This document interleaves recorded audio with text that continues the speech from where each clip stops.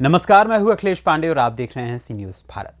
केंद्रीय वित्त मंत्री निर्मला सीतारमण कल 2 दिवसीय दौरे पर महाराजगंज जनपद पहुंची। शुक्रवार को अपने दौरे के अंतिम दिन केंद्रीय वित्त मंत्री ने जिला मुख्यालय स्थित नवीन मंडी स्थल में आयोजित भव्य क्रेडिट आउटरीच कार्यक्रम के दौरान जनपद के लगभग 40,000 लाभार्थियों को सरकार की विभिन्न योजनाओं के तहत 1143 करोड़ का ऋण वितरित किया। इस दौरान स्थानीय सांसद एवं केंद्रीय वित्त राज्य मंत्री पंकज चौधरी भी मौके पर मौजूद रहे। इससे पहले जिला मुख्यालय स्थित एक सभागार में आयोजित भाजपा कार्यकर्ताओं के संवाद कार्यक्रम में पहुंची वित्त मंत्री का जोरदार स्वागत किया गया। संवाद कार्यक्रम के दौरान उन्होंने कार्यकर्ताओं से आने वाली लोकसभा चुनाव में जी जान से जुट जाने को कहा और मोदी सरकार की उपलब्धियों के बल पर भारी बहुमत से जीत दर्ज कराने की अपील की। वहीं वित्त मंत्री ने आगे और क्या कुछ कहा, आइए आपको सुनाते हैं उन्हीं की जुबानी। हमारे इंटरनेशनल बॉर्डर के सटीक रहने वाले महाराजगंज के क्षेत्र में आज सिर्फ एक दिन 1000 करोड़ से ज्यादा 1143 करोड़ तक आज डिस्ट्रीब्यूशन हो रही है बैंकिंग क्रेडिट के द्वारा, नाबार्ड के द्वारा, विविध गवर्नमेंट का स्कीम्स के नाम लेकर के। इससे 40,000 से ज्यादा बेनिफिशियरीज को, लाभार्थियों को आज उपलब्धि मिल रही है। बैंकों का एक विषय आपके सामने रखना चाहते हैं। CDR रेशियो बोलते हैं, मतलब CD ratio, credit deposit ratio. बैंकों को डिपॉजिट आना है, फिर उस डिपॉजिट से निकाल करके जनता को उनके अपने बिजनेस करने के लिए वो पैसा भी देना है ऋण के नाम। पूरे उत्तर प्रदेश में 2018 में अगर 53.23 था, वो बढ़ करके 58.5 तक गया पूरा उत्तर प्रदेश का। अगर आप एक बार गौर से इस विषय को सुनिए, महाराजगंज के हालात 2018 में सिर्फ 42.53 था, जब पूरे उत्तर प्रदेश के लिए 53.25 था। मतलब पूरे उत्तर प्रदेश के नंबर से भी नीचे था महाराजगंज का हालात 2018 में। और मैंने ऑलरेडी बोल चुकी हूं कि उत्तर प्रदेश के नंबर 53.23 से 58 तक, मान लीजिए 59 तक अभी पहुंच गया। उत्तर प्रदेश के नंबर से नीचे 2018 में रहने वाले महाराजगंज आज उत्तर प्रदेश आज कहां पहुंचा है, उससे भी ज्यादा ऊपर पहुंच गया है 67 तक। मेरा थोड़ा टूटा फूटा हिंदी में जो विषय बोल रही हूं आपको समझ में आएगा, ऐसे मैं उम्मीद रख रही हूं। उत्तर प्रदेश के नीचे के स्तर पर 2018 में जो महाराजगंज था, वो आज जहां उत्तर प्रदेश पहुंचा है उससे अधिक बेहतरीन स्थान पर सिर्फ ये 5-6 साल के अंदर पहुंच गए हैं। महाराजगंज में काम करने वाले हर बैंक को और उनके जितने भी स्टाफ हैं, उनको मैं बधाई देना चाहती हूं कि इतना जोरदार था जनता के हित में, और जनता को जहां जहां लोन पहुंचना है, अच्छा खासा रेट में पहुंचना है, उसका कार्यक्रम बैंकों ने अच्छा किया। उसका उपलब्धि जिन जनता को मिलना चाहिए, जो अंत्योदय के लक्ष्य से चलने वाले हमारे सरकार के नियत है। 8 ऐसे स्कीम्स है जिसके द्वारा आप कोलैटरल या सिक्योरिटी रखने, गिरवी रखने के लिए कोई सामान या भूमि या आपकी जमीन रखने का आवश्यकता नहीं है। गारंटी प्रधानमंत्री जी दे रहे हैं आपको। इसीलिए मोदी गारंटी के साथ छोटे छोटे उद्यमी को लोन मिलता है, चाहे वो जनधन अकाउंट के द्वारा मुद्रा लोन हो, स्टैंडअप लोन हो या स्वनिधि लोन हो। इसके अलावा बीमा योजना भी है इन सब के लिए मोदी की गारंटी के द्वारा आपको बैंकों में से पहले जैसे नहीं, बैंकों में से सुविधाजनक लोन मिल रही है।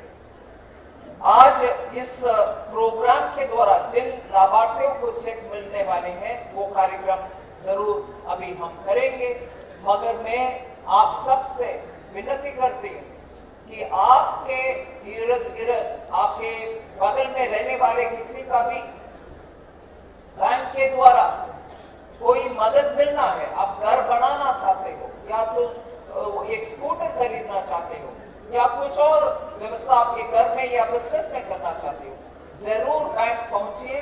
बैंक आपके साथ काम करेगा। आप फिजिकली ना जाना है तो बैंक सहायक जो आपके यहाँ आते हैं उनसे भी बात करिए। आपके वृद्धि, आपके बिजनेस के वृद्धि हम सब के लिए उपयोगमंद रहेगा। भारत के प्रधानमंत्री जी ने कहा 2047 के अंदर भारत देश विकसित देश होना चाहिए, उसमें हम सबका प्रयास आवश्यक है। आप भी सामने आकर के आपके प्रयास, आपके विश्वास माननीय प्रधानमंत्री मोदी जी के ऊपर आपके आशीर्वाद देते हुए हम आने वाले चुनाव के समय भी आपके कार्यक्रम में अच्छा बेहतरी होने का मेरा शुभेच्छा। और आप आज इधर आए उसके लिए धन्यवाद।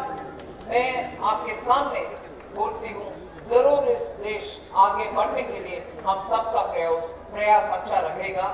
जय हिंद। भारत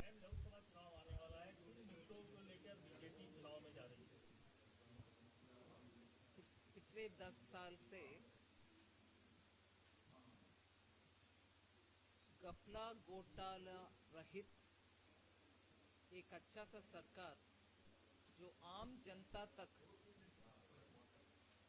विविध योजनाओं के द्वारा उनके सशक्तिकरण के लिए, एम्पावरमेंट के लिए काम किया है, उन कामों का विस्तार करते हुए जनता के हित में काम करने वाले सरकार, स्थिरता के साथ काम करने वाले सरकार और एक मंजिल पाने के लिए कमिटेड सरकार जो 2047 विकसित भारत का हमारे गोल है उसको पहुंचाने के लिए, उस तक पहुंचाने के लिए क्षमता रखने वाले सरकार। इन विषयों के साथ लेकर जनता तक जाएंगे, उनके आशीर्वाद प्राप्त करने के लिए कोशिश करेंगे। मैम, लोकसभा चुनाव में इंडिया गठबंधन कितना टक्कर दे पाएगी बीजेपी को? अभी है क्या इंडिया गठबंधन? हर राज्य में टूट पड़ रही है, टुकरा रहे हैं और कई एक जगह पर भी जितनी सारे पार्टियां इकट्ठा हुई एक 6-8 महीने पहले, वो नज़र तो नहीं आ रहा। इसलिए इंडी अलायंस के ऊपर अगर आप प्रश्न पूछ रहे हैं, पहले उसमें कितने बचा है उसका विवरण दीजिए, फिर हम टकराव की लड़ाई के बाद। मैम, यूपी में राहुल और अखिलेश एक साथ हो गए हैं, क्या लगता है कि इन दोनों एक साथ होने से जो 80 सीट है, सबसे बड़ी जो यहाँ सबसे ज़्यादा सीटें हैं, उस पर फर्क पड़ेगा भाजपा को? मैं याद दिलाना चाह रही हूँ, इससे पहले भी एक बार दोनों साथ में थे। उस समय क्या हुआ? साथ फोटो खिंचवाना एक विषय है, मगर जनता के पास जब जाएंगे, साथ क्या जा रहे हैं, क्या इनके कार्यक्रम के ऊपर संज्ञान में लेकर के बात कर रहे हैं या दूसरे को ऊपर नीचे करते हुए बात कर रहे हैं, ये सब भी वो दोनों दोस्तों के अलायंस में विषय है जो आप मीडिया में निगरानी रखना चाहिए कि क्या चल रही होगी। महाराजा समेत तमाम लोकसभा सीटों को सपा ने कांग्रेस के खाते में दिया है, क्या ये सपा का मास्टर स्ट्रोक माना जाएगा? मास्टर स्ट्रोक को नॉर्मली डेफिनेशन ये कहते हैं कि उनके स्टेप्स के द्वारा सफलता हासिल कर। अभी तक उनके सेवरल मास्टर स्ट्रोक हो गए, मैं तो सफलता नहीं देख रही। मैम, लगातार राहुल गांधी भारत जोड़ो न्याय यात्रा के जरिए बेरोजगारी और भ्रष्टाचार का मुद्दा उठाए, उनके बयान में कितनी सच्चाई?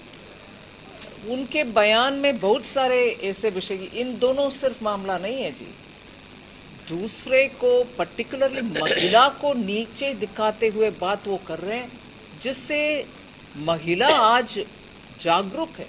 वो देख रहे हैं कि आने वाले दिन में मैं प्रधानमंत्री बनूंगा, ऐसे इच्छा के साथ, उस एम्बिशन के साथ जनता में ये न्याय यात्रा करने वाले क्या पब्लिक में एक महिला को नीचे दिखाते हुए बात कर सकते हैं?